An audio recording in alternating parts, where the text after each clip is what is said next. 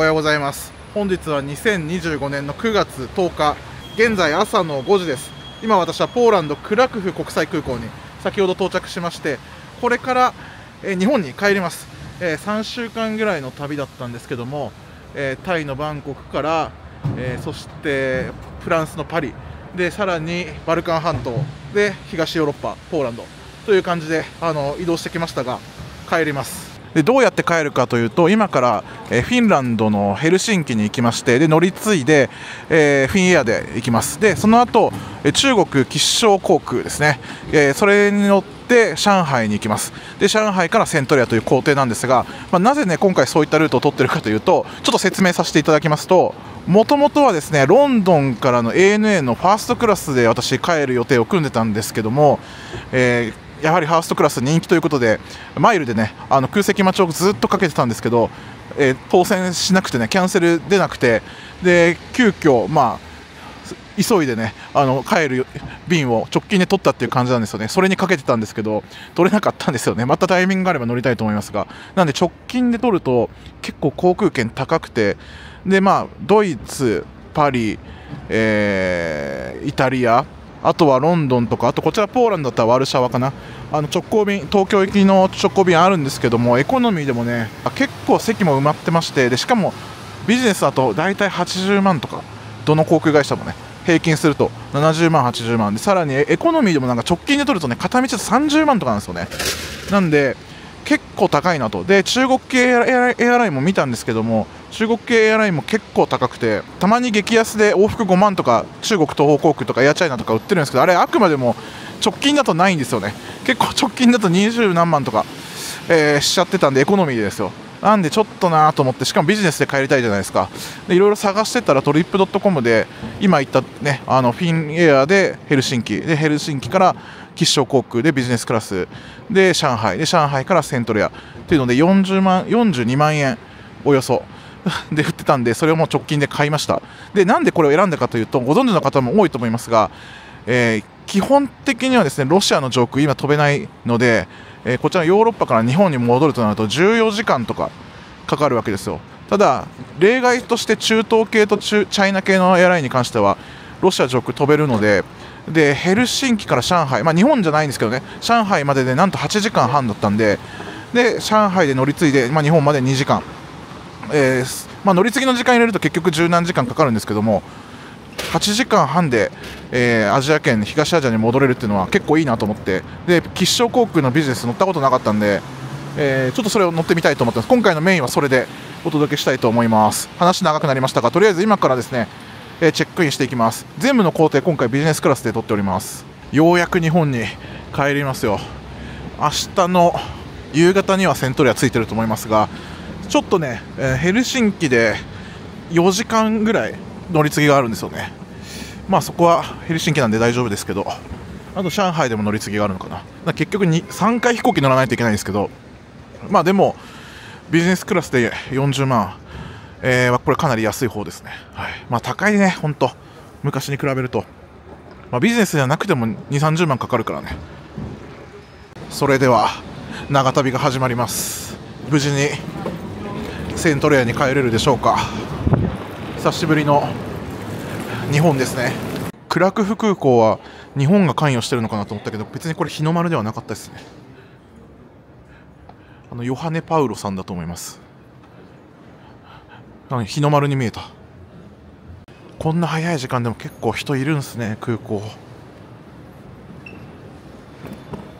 今から乗るフィンエアのヘルシンキ行きと、ヘルシンキから上海行きの吉祥航空はアライアンス全然違うんですけど、コードシェアみたいで、再チェックインしなくていいんですよね。荷物もそのまま行くみたいで、上海で1回荷物をピックアップして東方航空のチェックインっていう感じみたいですね。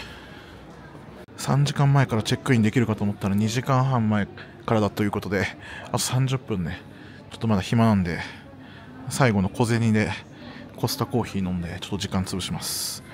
おそらくラウンジは行けると思いますし、全部の乗り継ぎ先で行けますよね。ビジネスなんで、めっちゃお腹空いた。せっかくいいホテル泊まったんですけど、最後1泊朝食食べれなかった。やっぱり久しぶりにヨーロッパ来ると疲れますね。移動が特に帰りがしんどいわ。まあでもいろいろいい経験できたし、アウシュビッツも行けたし、バルカン半島も行ったんで、今年の2025年の中でもかなり思い出になったし、すでに動画上がってると思いますが、ちょっとみんなどれぐらい興味あるかわかんないですけど、バルカン半島は結構皆さん興味あるんですね。それは意外だなと思いました。とりあえず淡々と遅延とかイレギュラーなことがなく、トラブルなく、皆さん私がトラブルに巻き込まれてるの楽しくてしょうがないと思いますけども、こっちとしては結構きついですからね。最近あんまないけどね、トラブルとか。無事に、およそ24時間後以上か、名古屋でニコニコで帰れるように行くといいですね。ということでチェックインの方を完了いたしました。上海プードンまでね、航空券2枚とあと荷物はダイレクトで行くということで、ヘルシンキで EU、出国という感じですね。いや、いよいよ帰りますね。長かったな今回何度も言ってますけどあとね、日本に着いた後ちょっといろいろ予定が立て込んでるので、なるべく早く帰って準備したいっていうのがあるんですよね。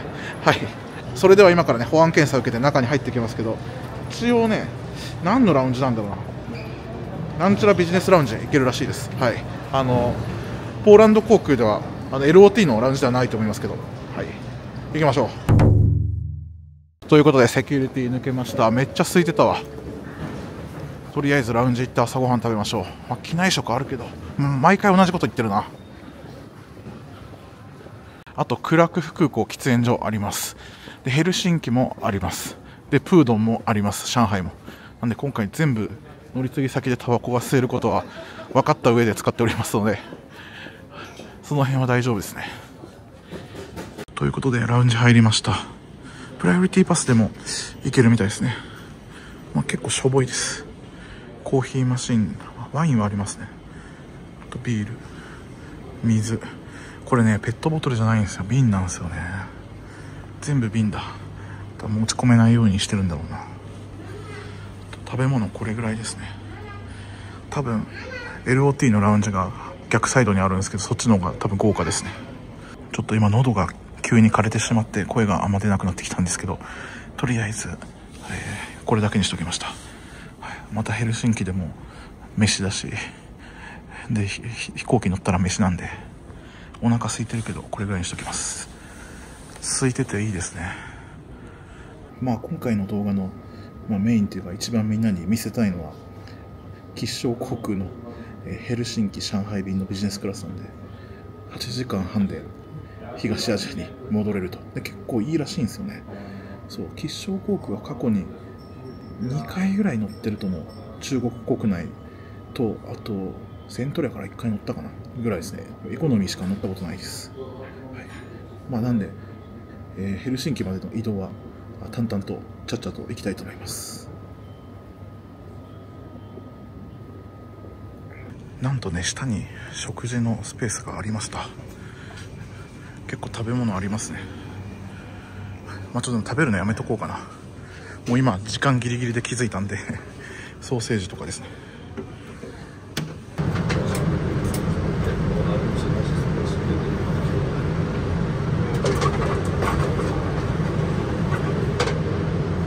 動画の途中ではございますが、少しばかり広告をお許しください。毎度おなじみ NordVPN の宣伝です。現在 NordVPN ではスペシャルなキャンペーンを行っております。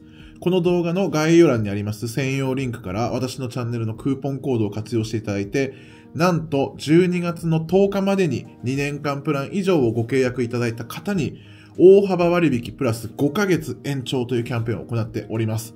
12月10日以降もキャンペーンはあるんですけども、12月10日までにご契約いただいた方は5ヶ月無料で使えますので、よかったらぜひお試しください。それで今私はヨーロッパのポーランドにおります。めちゃくちゃ寒いんで今厚着してるんですけど、今年もラスト1ヶ月、もう12月入りまして、いよいよ年末年始と進んでいきますけど、皆様も年末年始ね、海外旅行行かれる方非常に多いと思います。何度も言ってるんですが、海外旅行や海外出張の時は、ぜひ NordVPN を活用していただきたいと思っております。皆様も海外旅行行った時にですね、海外での空港であったりカフェとかホテルとかの無料の公共 Wi-Fi、フリー Wi-Fi を使うと思うんですが、そういった連休の時に海外にしか行かないような人、特に旅行で行くような人たちに被害が多く出ていることがありまして、そういった Wi-Fi をつなげた時に大事な個人情報を盗み見されて悪用されてしまうと。例えばクレジットカードの決済での暗証番号だったりとか、自分の持っている口座の番号っていうのを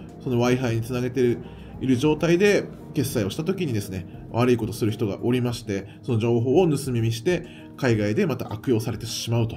で、日本に帰ってから高額な決済が来てたりとか、第三者にですね、不正利用されてしまうという事件が、犯罪ですけども、起きております。そういったことを防ぐためにセキュリティ対策として、ノード VPN を活用していただくと、大幅にそのリスクを減らすことができます。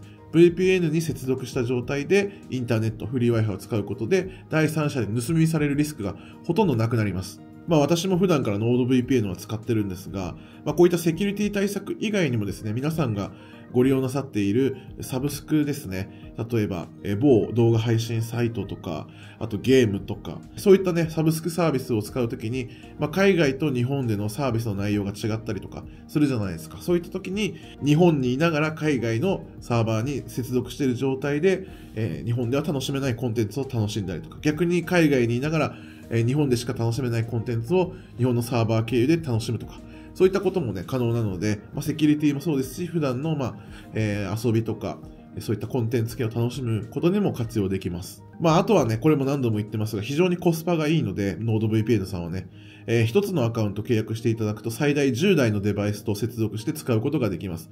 例えば家族が10人以上いなければ、1人持っていればね、10人までカバーできるので、1家族分ぐらいはね、使えるということになっております。また VPN の設定方法も非常に簡単で、ワンクリックコネクトといって、アプリをインストールしてアカウントさえ持っていれば、ワンクリックでめんどくさい VPN の設定をせずとも使うことができます。冒頭も言いましたが、現在の NordVPN ではスペシャルなキャンペーンを行っております。この動画の概要欄にあります専用リンクから私のチャンネルのクーポンコードを活用していただいて、2年間プラン以上をご契約をいただいた方に、なおかつ12月10日までに契約していただいた方は、5ヶ月延長、プラス大幅割引ということで、スペシャルなキャンペーンを行っておりますので、これを機にぜひご検討ください。年末年始の旅行もね、楽しみつつ、ちゃんとセキュリティもしっかり守っていきましょう。ということで、広告は終わりです。本編に戻ります。それではゲートに向かいます。最初の一発目のフライトですね。ということでビジネスクラスの優先搭乗が始まりました。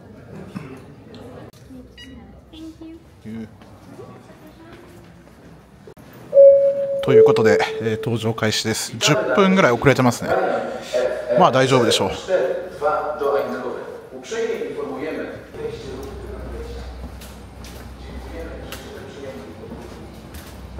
ということで機内に入りました。一番前の席でした。2の F だったんで2列目かと思ったら1列目でしたね。で、よくヨーロッパにあるシステムですね。エコノミーを1列を2人で使うみたいな感じですね。できればこれ嫌いなんで、一番前の列嫌いなんですよね。2時間ぐらいのフライトかな、ここからヘルシンキまでは。で、前方だけビジネスクラス扱いのエコノミーの席って感じですね。しっかりとですね、私の真裏に、赤ちゃんが来ました。完璧にですね。100発100中です。一応基本的には有料ですよね。これエコノミークラスって書いてあるけど、ビジネスはなんかもらえるのかな。ちょうど横には伝説のライアンエアが、昔乗ったことありますけど、あれなんですね、タラップすらブリッジすら使わないという、この雨降ってる中でもこんな感じで乗るんですね。間もなくドアが閉まります。今ビジネスクラスのお客さんにはキンキンに冷えた炭酸水が渡されました。もう正直これだけでいいな。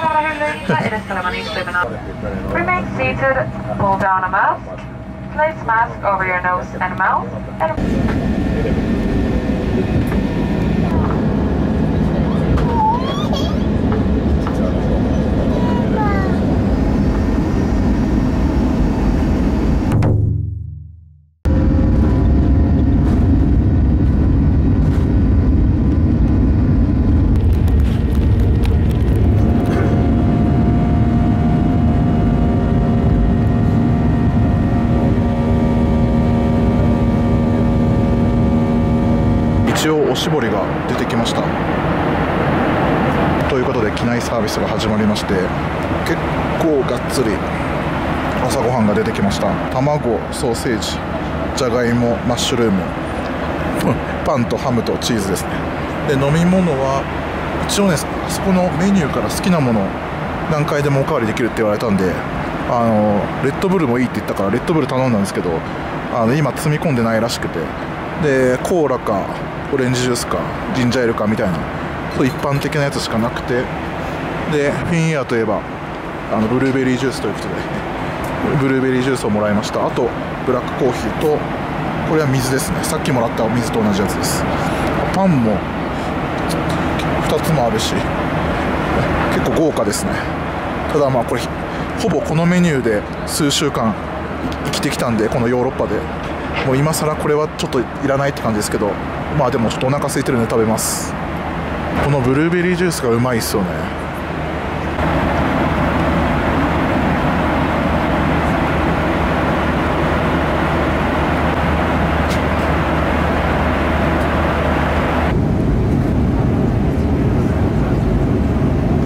Sillä turbulenssia voi esiintyä yllättäen. Olethan varovainen avatessasi matkatavarahyllyä, sillä tavarat ovat voineet liikkua ja saattavat pudotamme.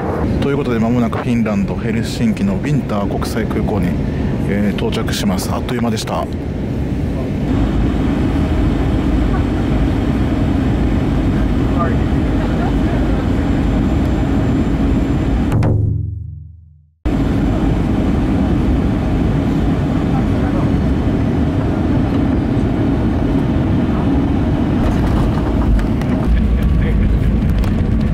久しぶりにバウンドしましたね。完全に1回バウンドして宙に浮いた感覚がありました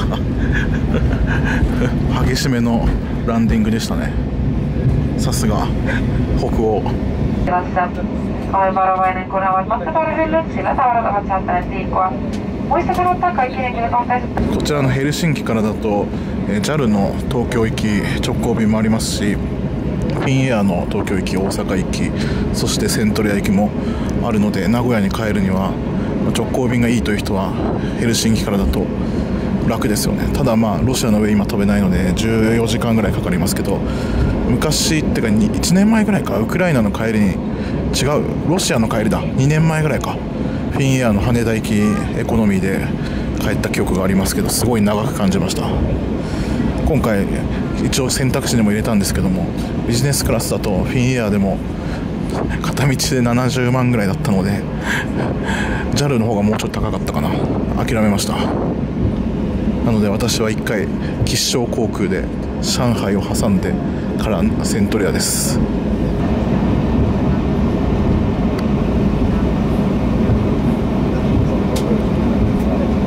今の時間がお昼の12時半ぐらいなので、次の上海行きの吉祥航空が16時40分です。なんで4時間以上ありますので、いやシャワーでも浴びようかな。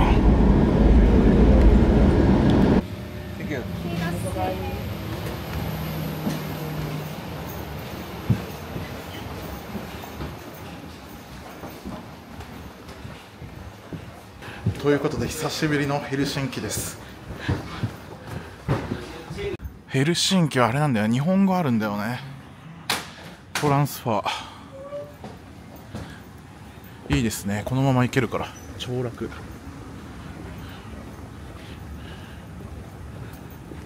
ずっと気になってたけど、北欧とかバルカン半島の空港にもあったけど、レボデュートフリーなんだよね。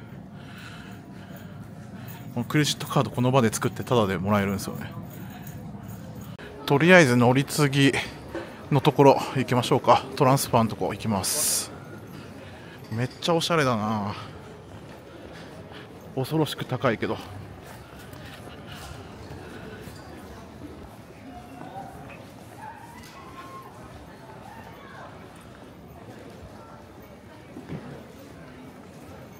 とりあえず乗り継ぎカウンター行って、特にチェックして終わりだけだったんで、もうこのまままた元の場所に戻って、出国ですよね、 EU のね、43番ゲートで、あとラウンジはフィンエアのラウンジだそうです。吉祥航空は確かスターアライアンスコネクティングメンバーだっけ。ワンワールドではないんですけど、一応コードシェア便なんできっとフィンエアのラウンジ行けるんですね。懐かしい。ここ通った記憶があるな。この木の感じ。日本人の人フィンランド好きな人多いですよね。特に女性の人。なんか北欧デザインみたいな。確かにおしゃれに見えるもんな。シンプルなのに。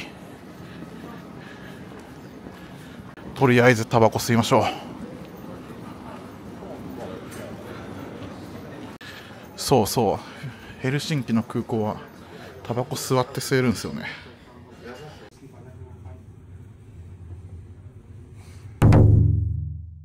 ということでヘルシンキの出国、EU の出国ですね、終わりました。よし、じゃあもうこれであとは吉祥航空に乗っていくだけですね。あとラウンジ行っていよいよですね。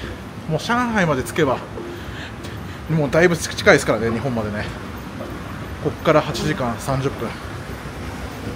まあ13時間とか14時間に比べれば8時間30分早いよね。もうクリスマスです。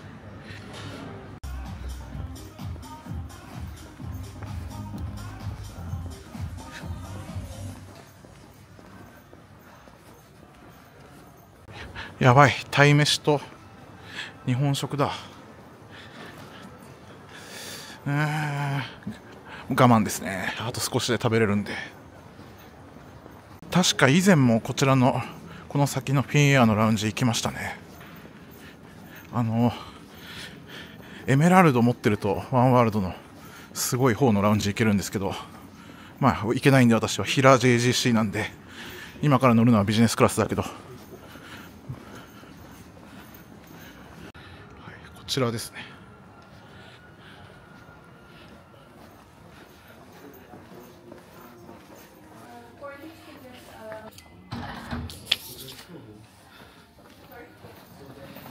すごいシャレオツラウンジですね。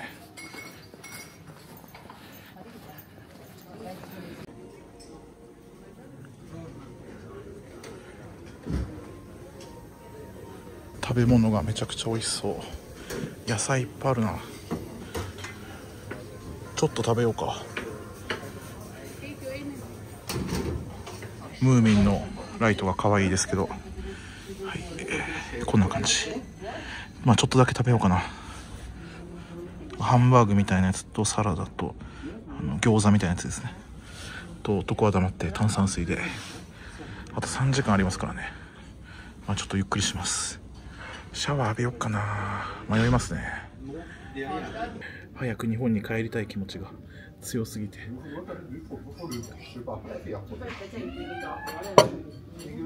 あとちょっとですね。頻繁に出かけてる私ですけど、すぐに帰りたくなるんですよね、最近。特に遠出すると。だからタイとか中国とかだとすぐ帰れるんで、ネタも豊富だしね。そう。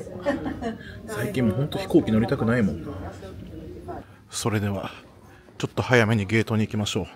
で、喫煙所でタバコ吸ってから登場します。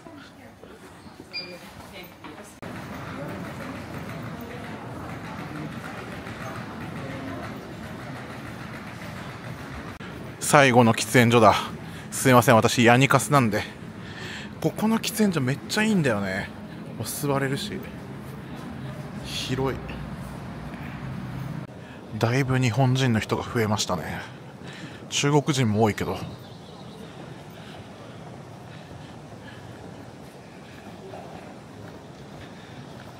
うわー、ラーメン屋さんがある。日本のめっちゃ食べたい。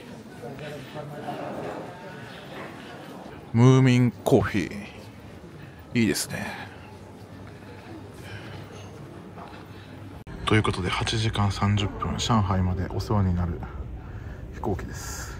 787ですね。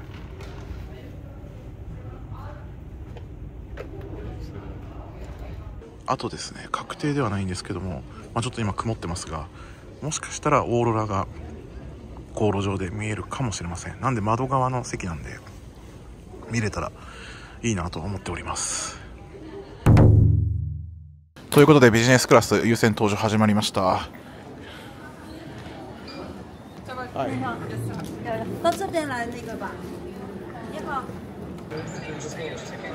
スタンプページ。Thank you. ちょっと楽しみなんですよね。あんまり吉祥航空のこのヨーロッパ長距離便でのレビューとか見たことないんで、中華料理だと思いますけど、あとね、吉祥航空なんか中国の牛乳の会社の子会社なんですよね。牛乳出るよね、いつもエコノミーでも。いやなんかもう匂いが中国の匂いがする、こっから機材は787なんで悪くはないと思います。你好。Business class 2K。你好。2K。中国の匂い。Thank you。座席は2の K なんですけど、一番前です。これね、めちゃくちゃいいですよ。なんでかっていうと、足の広さが一番前。だいたい ANA とかだと 1A とかですよね。トップの、一番広いところやりましたということで、席に着きました。やっぱり違うね。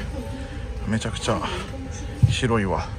この一番前のベースだけ特別広いんですよ。得ですよね、こっちの方が。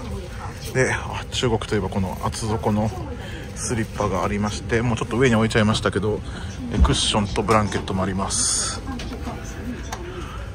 はい、787ダッシュ9。あとはお水とノイズキャンセリングヘッドホンと、これがアメニティですね。はい。ほとんどフルサービスの、フルサービスの航空会社ですけども、その辺のやつと変わんないじゃないですか。吉祥航空オリジナルカクテル、ちゃんと写真付きでありますね。いろいろあります。あとはシャンパンやらワインがありますかね。こんな感じで。で、機内食がヘルシンキから上海だと、これ洋食の方ですね。パンとアペタイザー、スープ、ディープフライドチキン、オレンジソースウィズライス。これ違うな。これ洋食じゃないかもしれないな。両方中華というパターンもありますよね。ライスヌードルインセサミスープポーク。違うわ。これビーフテンダーウィズステーキとかもありますね。はい。で、あとデザートで、こっちが軽食スナックって書いてありますね。パニーニとポテトチップスとかフルーツ。ちょっとよくわかんないけど、こっちも書いたな。こっちも月ごとに違うのか。今11月だからこっちですね。11月だと、ビーフですね。ブラックペッパーソースウィズライスで、こっちライスヌードルウィズとグリルサーモン。こっち魚なんだ。はい。この中から選ぶみたいな感じですね。で、これバーベキューチキンパニーですね。軽食がいいんじゃないですか。でも中華選びたいですね。一応有名シェフ監修らしいです。ビジネスクラスはね、9割ぐらい埋まってますかね。結構乗ってます。欧米人もいっぱいいるし、中国人もいるって感じですかね。席数はそんな多くないです。ソフトドリンクは変わらずですかね。コーラ、ダイエットコーク、スプライト、スパークリングウォーター、ソーダウォーター、ジンジャーエール、トニックウォーター、オレンジジュース、リンゴなどなど。で、あとコーヒーと、お茶と、お茶いいですね。お茶欲しいな。やっぱりあるわ。牛乳、フルクリームミルクとかココナッツミルクまでありますね。そう、吉祥航空の親会社は中国大手の牛乳メーカーらしいので、久しぶりに見たわ。中国の水。スリッパがちょっと今までにないタイプです。なんかスポンジみたいになってるわ。すごい分厚くて、なんか中国のマリオットとか泊まると厚底のすごいしっかりとした何度も使えそうなスリッパが使い捨てとしてくれるじゃないですか。ちょっとそれとは違うんですけど、でもすごい分厚くていいですね。ペラペラのやつ嫌いなんですよ。すぐくしゃくしゃになるやつ。これはいいですね。なんかベタ褒めしてるみたいにまたなんか変なじいさんとかに言われそうだからあれだけど、本当に良さそうですよ。これちょっと時間あるんで、いつもめんどくさくてやらないんですけど、アメニティ、見てみたら3つしか入ってなかった。歯ブラシと耳栓とアイマスクだけですね。結構しょぼい。まあでもいいけどね、全然これで。見てください、この直線で行けるんですよ。本当だったらね、すごいこう迂回してこう行く感じになるんですけど、まあ、中国のエアラインと中東系、もしくは親ロシア派の、エアラインであればこう、まあ、今まで日本も飛べたんですけどね、はい、この直線で行けるのとこう行くのではすごい時間変わるんでね。まあ、ただ今回時間短縮というか楽だなっていう部分はあるけど、航空券は別に安くなかったんですよね。これがねめちゃくちゃ安かったらネタ的に面白かったんですけど、だっていやちょっと今消えちゃったけど8時間ですよ。俺8時間半だと思ってたけど8時間で行けるんですよ、上海まで。そうね、これが多分事前にマイルとかで取る、もしくはもうだいぶ前から予定決めてたりセールで取るとめっちゃ安いと思うんですけど、今回まあクラクフからヘルシンキのフィンエアビジネスと、ここからヘルシンキからプードンまでのビジネスで名古屋までのビジネス全部合わせて42万円かかってますんで、そう全然安くはない。出てますね、8時間5分ですね。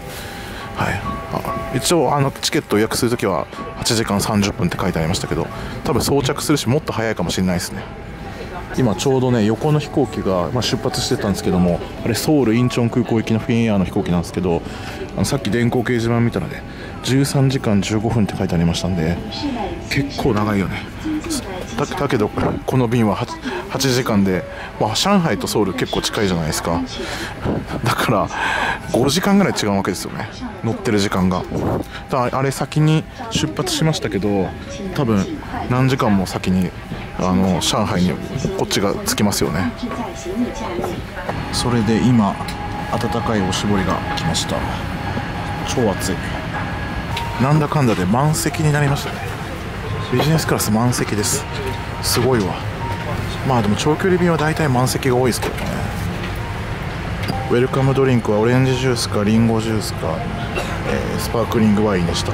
オレンジジュースもらいました。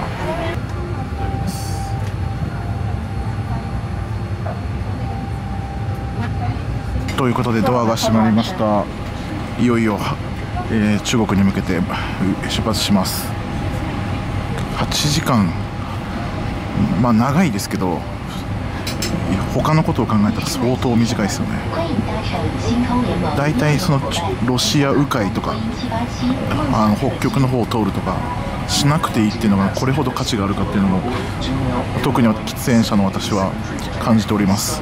多分視聴者の方でも別にタバコ吸うとか関係なく飛行機できるだけ短い時間で終わらせたい人も多いと思うので、中国航空会社ですけども、そこはちょっといろいろみんな思うところあるかもしれませんけど、ありだと思います。私は为了您的安全，建议您全程系好安全带。We strongly advise keeping your seatbelt fastened throughout the entire flight.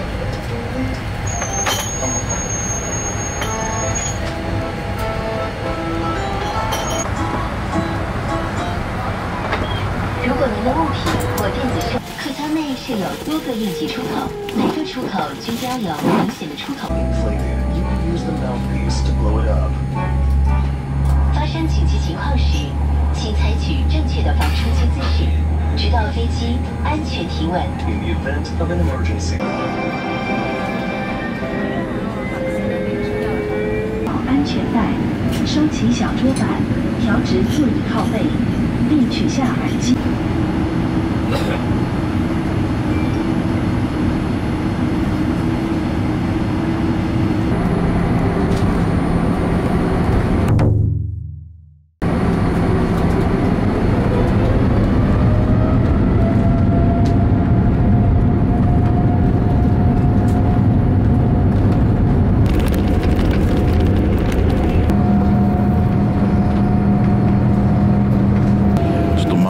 に反射してしまって全然景色が撮れなかったです。このまま順調にロシアの上空に入って飛んできますね。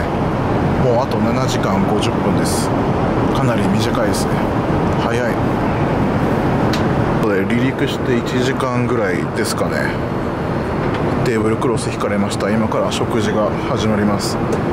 ラウンジであんまり食べなかったのと、今日あれですね、フィンエアの朝食ぐらいですから食べたの。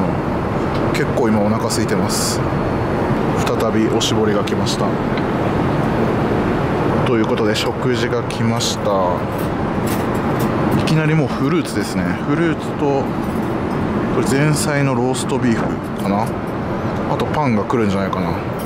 で飲み物なんですけど、普段私お酒飲まないんですけど、CA さんがおすすめしてた吉祥コークのカクテルをもらいました。これアルコール入りですね。でこれはジンジャーエールを頼みました。いただきま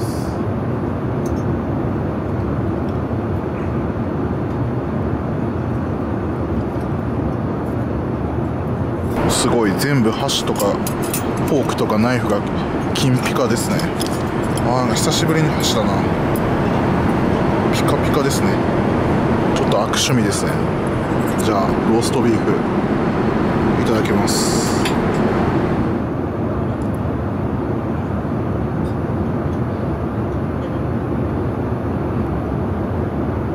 これあれかな、上海で積み込みじゃなくてヘルシンキで作ったやつですよね、きっとね。なんか独特な中華っぽい匂いというか、八角じゃなくてもなんかあるじゃないですか、中国の料理って。でこのじゃがいもとか食べると結構なんていう、さっきのラウンジの北欧のじゃがいもっぽい感じがする。なんでいきなりメインが出てないのにフルーツが出てきたのかなって思ったんですけど、中国の人たちってなんか飯食う前にフルーツとか食べてますよね。結構あれ見るんですよ、街中行くと。火鍋とか、それ以外の中華料理でもそれをこう食べる前にスイカとかなんか食べてるんですよ、リンゴとか。なんか独特だなと思って。そういう流れがあるんですかね。朝ごはんだったらわかるじゃないですか、最初フルーツ食べる人とかいるけど、晩ご飯とかでも結構フルーツを先食べてるイメージがあります、中国人って。この吉祥航空のビジネスクラスのこのガラスのコップ、グラスがめっちゃでかいですね。それなみなみ飲み物を入れてくれるんで結構量があります。なんかエアラインによってはすごいちっちゃいやつあるじゃないですか。でなんかちょっとしか入れてくれないといつもなんか少ねえなって思うんですけど、これ過去最高にでかいわ。それで今あったかいパンもらいました。これさっきラウンジにあったやつですね。フィンエアのラウンジに山盛りあったやつだ。なんか2週間ぐらいヨーロッパにいて、食事がみんなめっちゃゆっくりだったんですよね。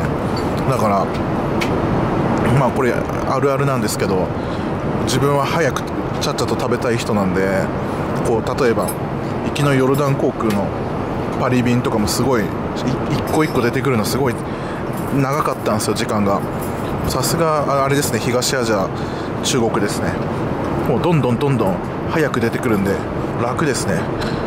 もう食べ終わったらすぐ片付けられるし。それでメインですね。久しぶりの白米だとスープと、これ多分俺あんま好きじゃないな、なんか豆のなんかやつですよね。と漬物と、牛肉の炒め物みたいな感じですね。これはうまそう、普通にうまそうだわ。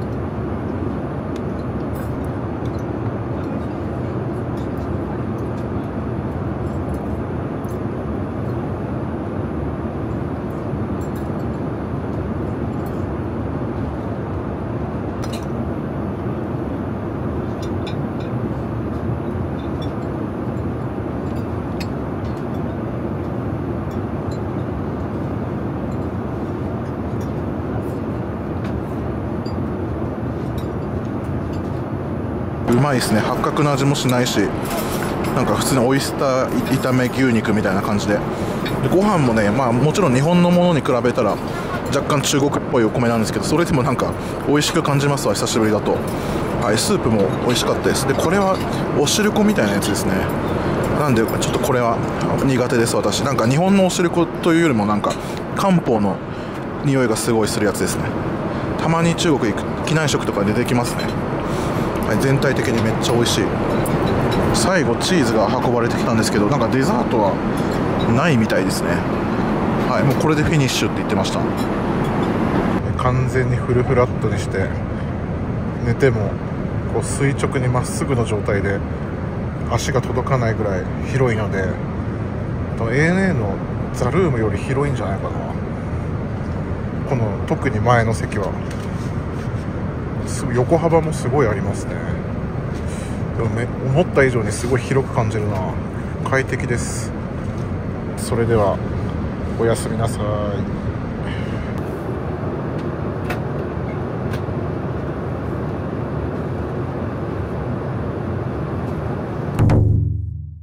おはようございます。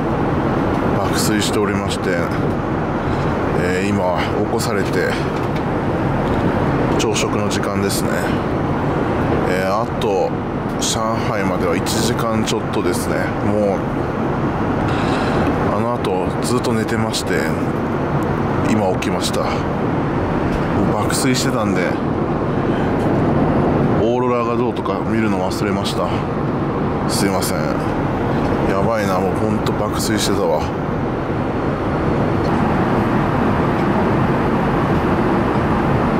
それで、食事はこんな感じですね。朝ごはんですね。パニーニって書いてありました。サンドイッチですね。フルーツは、先ほどというか最初のやつと同じですね。あとはナッツと飲み物は冷たい、お茶をお願いしました。ちゃんと氷も入れてくれてますね。あと1時間10分ぐらいで到着ですね。いやー、やっぱりあっという間に感じるな。爆睡できたのと8時間ぐらいで、8時間か。もう今北京上空ですからね。早いです。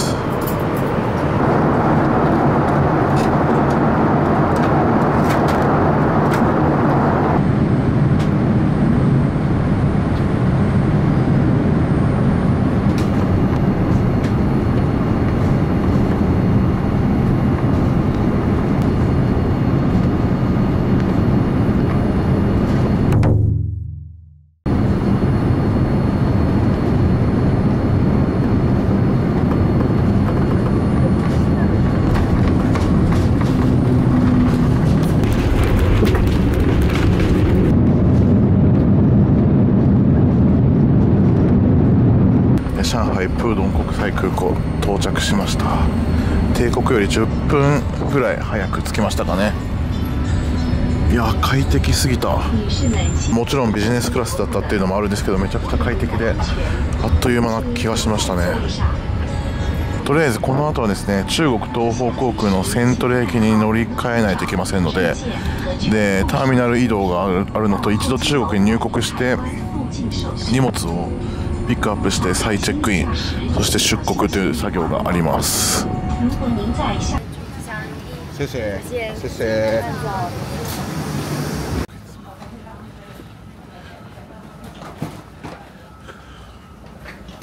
はい、それではもう早速イミグレです。ゲートの目の前がイミグレでした。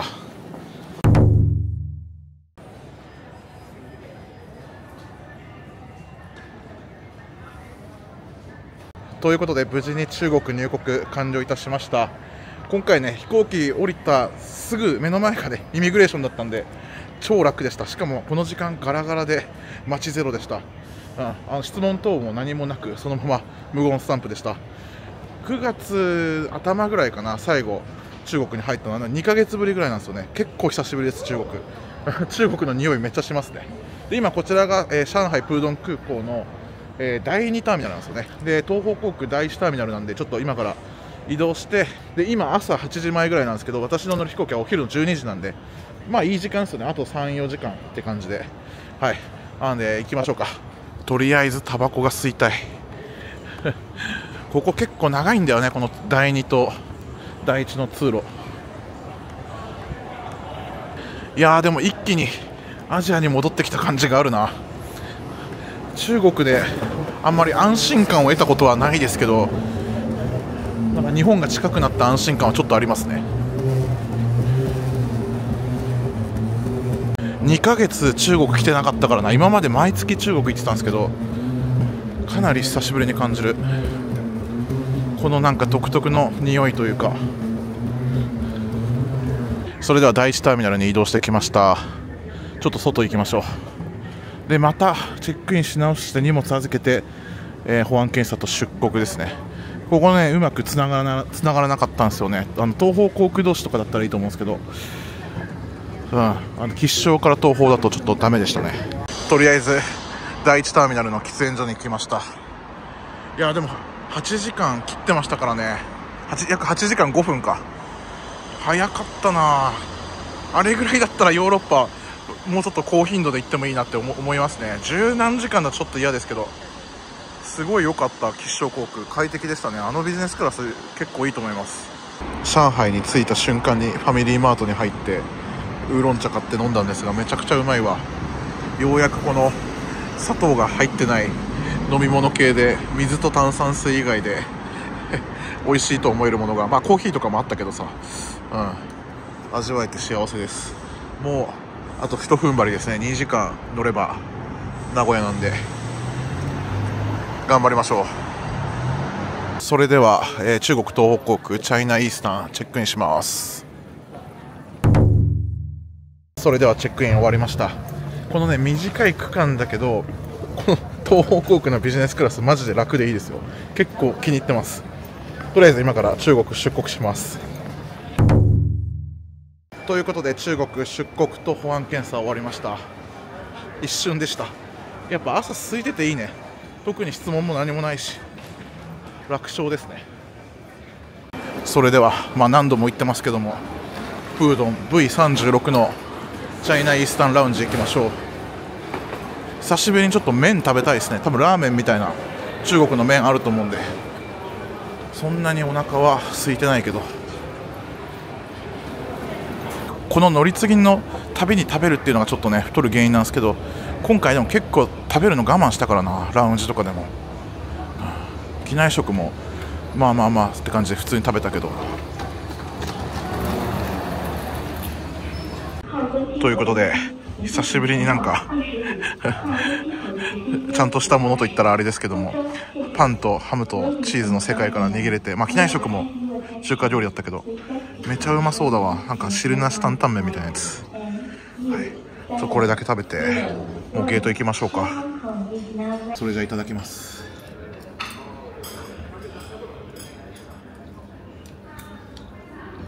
ごいなかなかこういうの食べなかったな。でもベトナムのフォーは食べましたかね。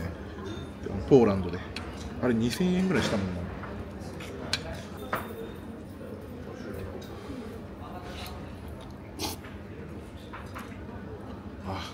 うまい。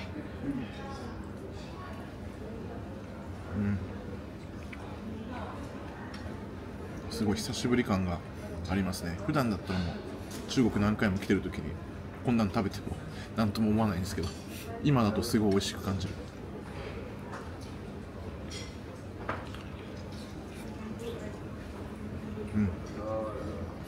それでは名古屋駅乗っていきます。いよいよ久しぶりの日本です。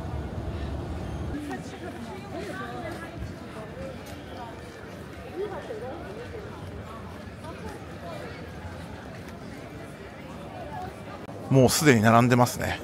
早いわ中国人。ということでゲートくぐりました。順調ですね。おそらく装着するんじゃないかな。チケット上では16時頃だけど、多分15時30分ぐらいに着くみたいな感じだと思います。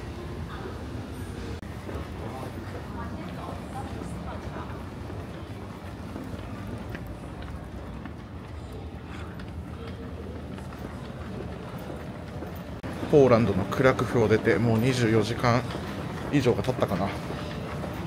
遠いよねヨーロッパはね。でも吉祥航空のおかげで最短で移動はできたけど、最後の飛行機はエアバス321か320、どっちか。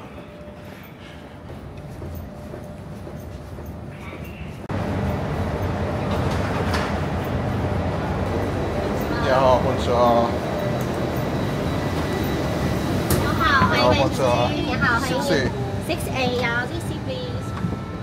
一番前か。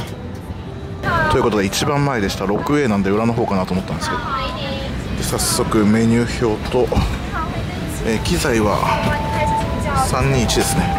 で水とスリッパがあります。あとはブランケットとかクッションもあります。はい、もうあとちょっとだ。ウェルカムドリンクはもうオレンジジュース一択でした。あ、リンゴジュースもあるのか。やばいね、本当オレンジジュース攻撃がすごい。ドリンクのリストですね。日本語があります。まあこれも以前も紹介してるんで、まあ、淡々といきましょう。あとはですね、日本人の CA さんいました。はい、珍しいなと思いましたね。日本語が喋れる中国人の CA さんじゃなくて日本人でした。Inflate the life vest inside the cabin. Only pull the inflation tab when you have reached the exit. Please blow into the curves. Please adopt the brace position as displayed until the すぐに出発でした。で機内食は、ビーフかサーモンかチキンかだったんで、サーモンを選びました。SkyTeam Alliance. This flight is bound for Nagoya Chubu Century International Airport. Our flight time is 1 hour and 50 minutes. 本日もスカイチームメンバー中国東方航空 MU719 便名古屋中部国際空港行きにご搭乗くださいまして誠にありがとうございます。本日上海から中部国際空港までの飛行時間はおよそ1時間50分予定しております。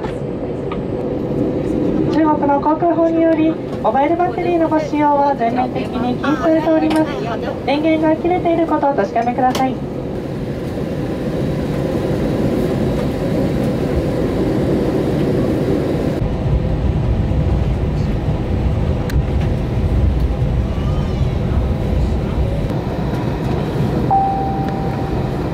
皆様、東京まもなく離陸いたします。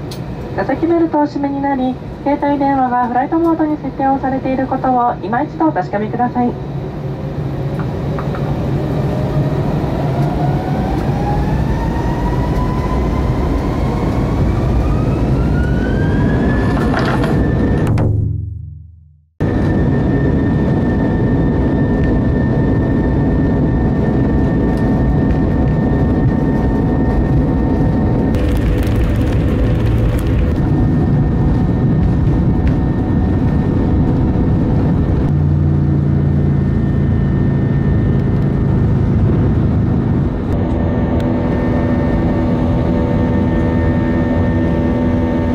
中国東方航空セントレア行きの機内食、ビジネスクラスの機内食はこんな感じです。離陸して30分ぐらいですねで配られました。でももうあと時間もそんなないはずです。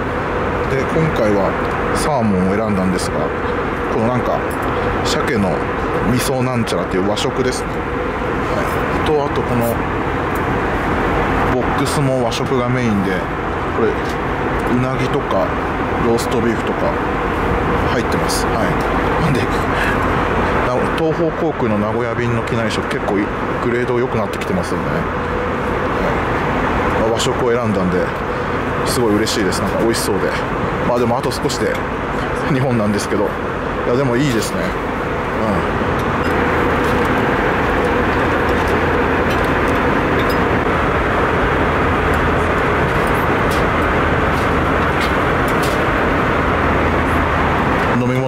男は黙って炭酸水にしました。はい、ちょっと食べるシーンは撮らないですけど、はい、こんな感じでした。東京およそ35分後の中国時間午後2時45分、日本時間午後3時45分ごろ、名古屋中部国際空港に着陸いたします。東京これより着陸態勢に入ります。ということで今ただいま三重県の伊勢市上空ですね。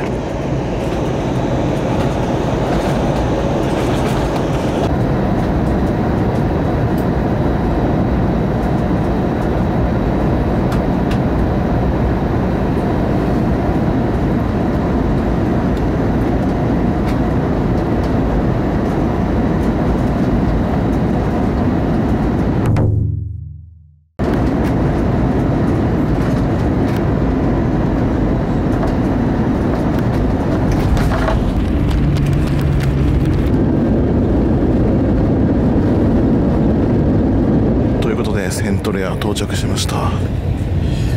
帝国より20分ぐらい早い到着ですね。女士们、先生们，我们已经抵达名古屋中部国际机场。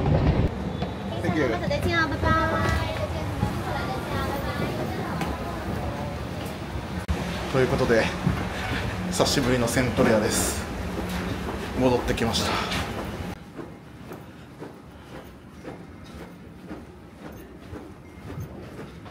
3週間ぶりぐらいの日本ですかね。日本の匂いだ。日が暮れる前に到着できてよかったです。ポーランドのクラクフから長旅だったな。とりあえず今から入国審査と税関審査を受けます。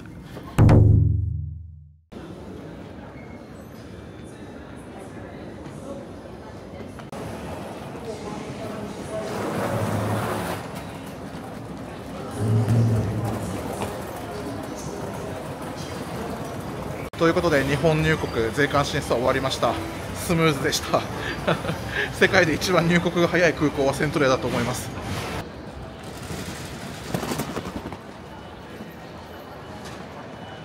ということで今回こんな感じですね。